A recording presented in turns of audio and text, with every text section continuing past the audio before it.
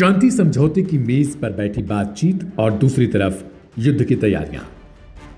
Middle east एक बार फिर उसी मोड़ पर खड़ा दिखाई दे रहा है जहां एक छोटी सी चिंगारी पूरे इलाके को आग में झोंक सकती है। एक ओर ओमान में ईरान और अमेरिका के बीच बातचीत चल रही है, तो दूसरी ओर जॉर्डन से सामने आई एक सैटेलाइट तस्वीर ने पूरे क्षेत्र में हलचल मचा दी। यह साफ तौर पर दिखा दिया कि जॉर्डन किसी भी वक्त अपना रंग दिखा सकता है।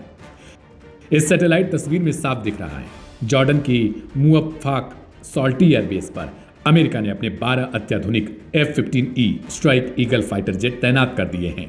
ये वही लड़ाकू विमान है जो लंबी दूरी तक मार करने, दिन रात हमले करने और गहरे सैन्य अभियानों के लिए इस्तेमाल किए जाते हैं। सवाल यह है कि यह तैनाती ऐसे वक्त में क्यों की गई जब ओमान में बातचीत का दौर चल रहा है। जॉर्डन ने आधिकारिक तौर पर दावा किया था कि वह ईरान के खिलाफ किसी भी सैन्य कार्रवाई के लिए अपने एयरबेस का इस्तेमाल नहीं होने देगा। लेकिन अब जो सैटेलाइट तस्वीर सामने आई उसने जॉर्डन की उस दावे की पोल खोल दी। तस्वीर साफ इशारा कर रही है जॉर्डन भले ही कूटनीतिक तौर पर तटस्थता की बात करे, लेकिन सैन्य स्तर पर वह अमेरिका के साथ खड़ा दिख रहा है। ईरान के नजरिए से देखें तो यह सीधी गद्दारी मानी जा रही है, क्योंकि ओमान में चल रही बातचीत का मूल सिद्धांत यही था कि बातचीत बिना दबाव के होगी। लेकिन जॉर्डन में अमेरिकी फाइटर जेट्स की तैनाती यह संकेत दे रही है कि अमेरिका बातचीत के साथ साथ दबाव की रणनीति भी अपना रहा है। संदेश साफ है कि अगर ईरान शर्तें नहीं मानता तो सैन्य विकल्प पूरी तरह तैयार है। F-15E फाइटर जेट्स की तैनाती सिर्फ प्रतीकात्मक तौर पर नहीं है, ये विमान लंबी दूरी के स्ट्राइक मिशन के लिए जाने जाते हैं। जॉर्डन से ईरान तक सीधे रास्ते में इराक आता है और यही वजह है कि अमेरिका ने ऐसे प्लेटफॉर्म को आगे बढ़ाया जो किसी भी समय बड़े ऑपरेशन को अंजाम दे सके। यह सैन्य तैनाती बताती है कि अमेरिका किसी भी विकल्प को खुला रखना चाहता है। ईरान और जॉर्डन के रिश्तों का इतिहास भी इस तनाव को और गहरा करता है। 1980 के दशक में ईरान इराक युद्ध के दौरान जॉर्डन ने बगदाद का समर्थन किया था, जिसके बाद दोनों देशों के रिश्ते बिगड़ गए थे। बाद में कई बार रिश्ते सुधारने की कोशिश हुई, लेकिन भरोसा कभी पूरी तरह बहाल नहीं हो पाया। हाल ही में ईरान ने साफ चेतावनी दी थी कि मिडिल ईस्ट में अमेरिका के सहयोगी देशों को भी युद्ध की कीमत चुकानी पड़ सकती है। इसी के जवाब में जॉर्डन ने कहा था वह किसी को भी अपने एयरबेस का इस्तेमाल नहीं करने देगा। लेकिन अब सैटेलाइट तस्वीरें बता रही हैं कि जमीनी हकीकत कुछ और ही है। जॉर्डन भले ही बयान कुछ भी दे, लेकिन सैन्य तनाव के वक्त वह अमेरिका के साथ खड़ा नजर आ रहा है। ओमान में चल रही बातचीत के बीच यह सैन्य हलचल बताती है कि मिडिल ईस्ट में शांति बेहद नाजुक दौर से गुजर रही है। बातचीत और बम वर्षक दोनों साथ साथ चल रहे हैं और इतिहास गवाह है कई बार युद्ध से पहले की शांति सबसे ज्यादा खतरनाक हो जाती है। लेकिन दूसरी तरफ यह भी खबर है कि रूस का युद्धपोत अब सीधे तौर पर ईरान के लिए निकल चुका है। यहां पर एक बड़े सैन्य अभ्यास की योजना बनाई गई है। अब बड़ा सवाल यह है, क्या यह सैन्य तैनाती सिर्फ दबाव बनाने की रणनीति है या फिर आने वाले किसी बड़े टकराव की भूमिका है। मिडिल ईस्ट की मौजूदा तस्वीर यही कहती है कि हालात तेजी से बदल रहे हैं और दुनिया की निगाहें अब ओमान की बातचीत और जॉर्डन के आसमान दोनों पर टिकी हैं।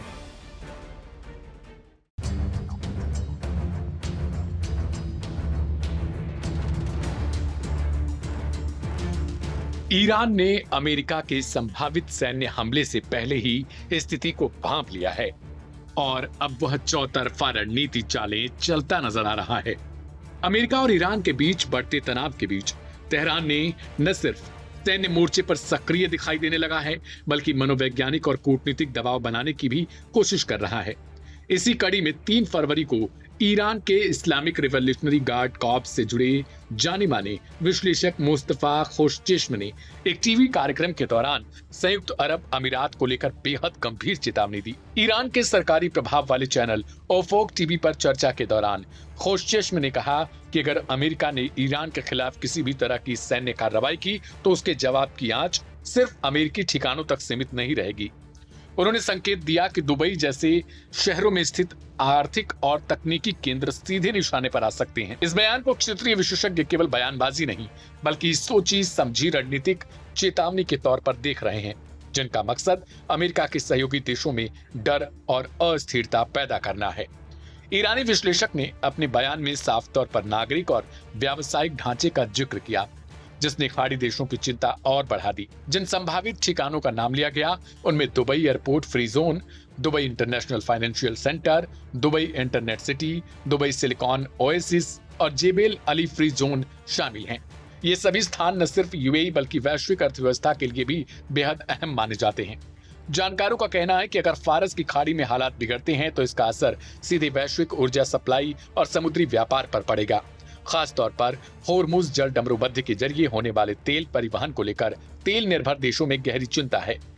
इसी बीच तेहरान में एक वरिष्ठ ईरानी सांसद ने भी दो टूक शब्दों में दोहराया कि ईरान का मिसाइल कार्यक्रम और परमाणु क्षमता उसकी रेड लाइन है और इन पर किसी भी तरीके का समझौता संभव नहीं। तनाव के इसी माहौल में कूटनीतिक हलचल भी तेज हो चुकी है। 4 फरवरी को सामने आई रिपोर्ट्स के मुताबिक अमेरिका ने ईरान के अनुरोध को स्वीकार करते हुए 6 फरवरी को होने वाली परमाणु वार्ता का स्थान तुर्की से बदलकर ओमान करने पर सहमति जताई। ईरान चाहता है कि यह बातचीत 2025 में ओमान में हुई चर्चाओं का ही विस्तार मानी जाए और एजेंडा केवल उसके परमाणु कार्यक्रम तक सीमित रहे, जबकि अमेरिकी पक्ष बैलिस्टिक मिसाइल कार्यक्रम और ईरान के क्षेत्रीय सहयोगी गुटों के मुद्दे भी शामिल करना चाहता है।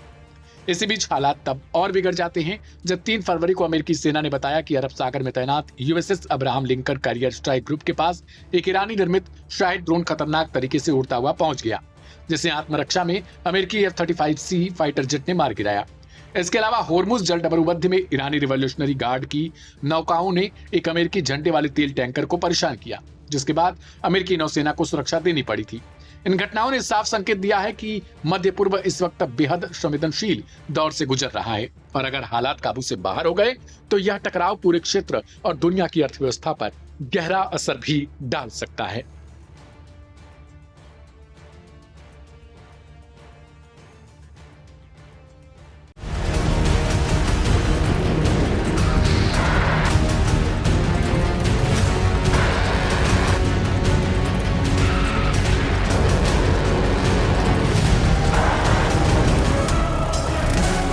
शुक्रवार 6 जनवरी को सुबह 10 बजे अमेरिका और ईरान के नुमाइंदे ओमान की राजधानी मस्कट में बातचीत के लिए बैठने तो जा रहे हैं, लेकिन उसके ठीक विपरीत दिशा में ईरान के पड़ोसी इराक की सीमा से लगे जॉर्डन में अमेरिकी फाइटर जेट और भारी साजो सामान तैनात है ईरान को टारगेट पर लेकर। तो एक तरफ तो बातचीत का माहौल दिखाया जा रहा है, दूसरी तरफ अरब मुल्क जॉर्डन में अमेरिका ने असलहे जमा कर रखे हैं ईरान के खिलाफ। मीडिया रिपोर्ट बता रही है कि ईरान की पार्लियामेंट, जिसे वहां मजलिस कहा जाता है, ने